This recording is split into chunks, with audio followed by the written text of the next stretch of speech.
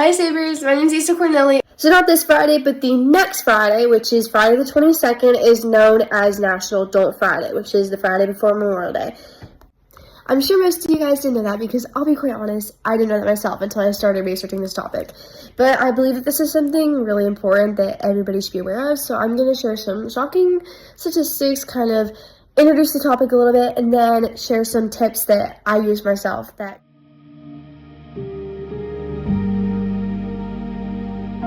So to provide some background context about this, skin cancer is defined as the abnormal, uncontrolled growth of skin cells which is caused by DNA damage from ultraviolet radiation from the sun.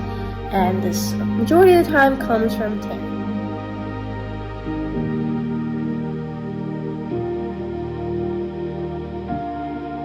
I want to share this story that I found online of a woman who lived in Australia who suffered from skin cancer. My life before I was diagnosed was quite carefree, enjoyed time with my family and friends.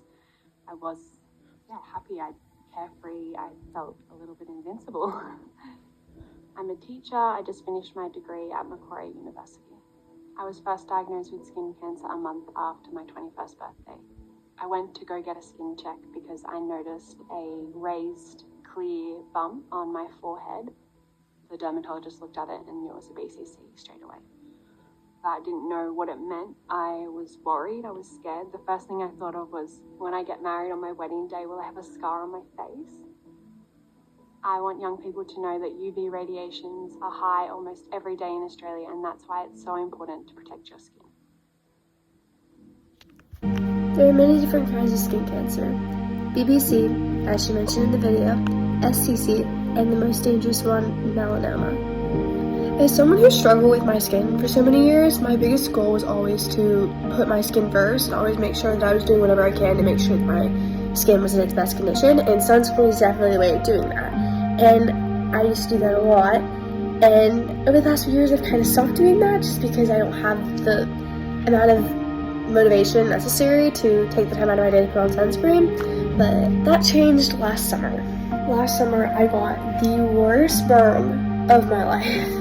I went out for 5 hours on a beach trip with my cousins, and because it was overcast, I didn't think I would need sunscreen just because it was cloudy, and I didn't apply it at all.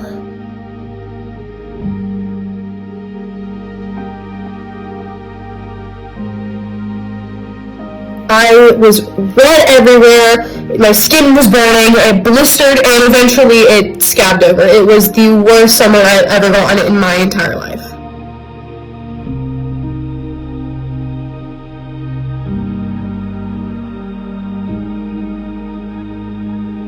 So what can you do? Tip number 1.